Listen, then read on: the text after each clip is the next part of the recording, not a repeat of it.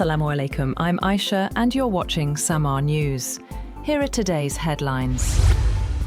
Fresh diplomatic efforts are underway as the United States and Iran prepare for another round of high-stakes talks before the current ceasefire expires, with Islamabad emerging again as a likely venue. Another round of direct talks between the United States and Iran is expected before the two-week ceasefire announced on April 7th expires next week. According to multiple US media reports, both Tehran and Washington have agreed in principle to resume negotiations. However, alternative venues like Geneva, Istanbul, Turkey, and Egypt are also under consideration. US President Donald Trump has indicated willingness to continue negotiations, saying Iran had reached out and expressed eagerness to strike a deal.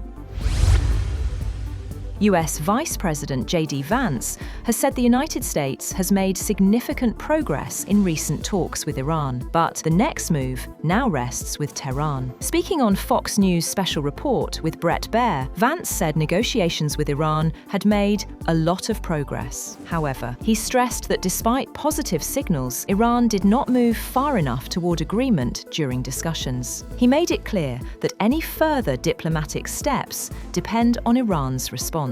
According to him, the ball is in Iran's court regarding the future of negotiations. Prime Minister Shehbaz Sharif says full efforts are underway to resolve remaining issues following talks between the United States and Iran in Islamabad. Addressing the federal cabinet, he said the ceasefire still holds and described the negotiations as a historic moment. The Prime Minister confirmed the two sides held direct, face-to-face talks for over 20 hours, adding that Pakistan's efforts helped bring both parties to the table and sustain the truce.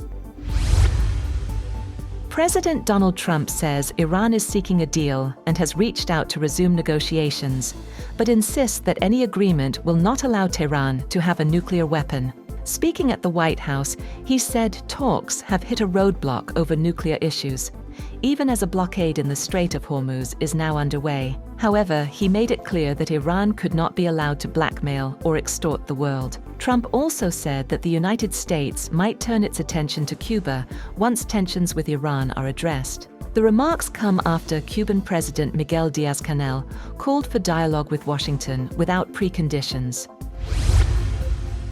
China has said that a US blockade around Iranian ports was dangerous and irresponsible after US President Donald Trump threatened to sink any boats that sought to leave or dock there. Chinese Foreign Ministry spokesman Guo Jiakun told a news conference that the US increased military deployments and took a targeted blockade action, which will only exacerbate tensions and undermine the already fragile ceasefire agreement and further jeopardize safety of passage through the strait. Furthermore, he said that China would impose countermeasures after US President Donald Trump threatened new tariffs on its goods entering the United States if Beijing provided military assistance to Iran during the war. Chinese President Xi Jinping has called for a more robust and dynamic partnership between China and the Arab world. Speaking during a meeting in Beijing, Xi emphasized that the world is undergoing unprecedented changes, requiring stronger international cooperation and unity. He highlighted that humanity is currently facing critical choices between peace and war, and between unity and confrontation. He stressed that closer China-Arab relations are essential to navigating global instability and promoting shared development. And, on the other hand, Pakistan is exploring Eurobonds, sukuk, commercial borrowing, and support from friendly countries to replace a $3.5 billion facility from the United Arab Emirates and protect its foreign reserves. At the same time, Finance Minister Mohammad Aurangzeb says the country is staying committed to debt repayments, reform targets, and broader economic stability. Speaking in Washington on the sidelines of the IMF and World Bank meetings, Aurangzeb said all options are on the table when asked whether the government was in talks with Saudi Arabia for a loan that could replace the UAE facility. That's all for now.